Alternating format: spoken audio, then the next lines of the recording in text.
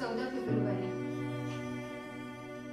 जग प्रेम साजरं करत असते, पण भारतासाठी हा दिवस फक्त व्हॅलेंटाईन डे दिवस नाहीये, तर हा काळा दिवसही आहे. हा दिवस आहे बलिदानाचा, हा दिवस आहे शौर्याचा.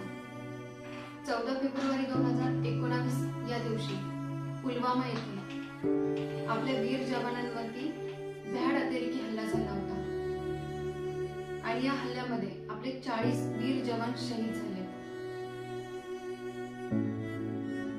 पुलवामा येथे शहीद झालेल्या वीर जवानांना माझी मनापासून श्रद्धांजली. तसेच आज आपण सुरक्षित आहोत ते फक्त आणि फक्त आपल्या जवानांमुळे. अशा वीर जवानांना माझा मनापासून सलाम. त्याग त्यांचा पण अभिमान आपला. जय हिंद.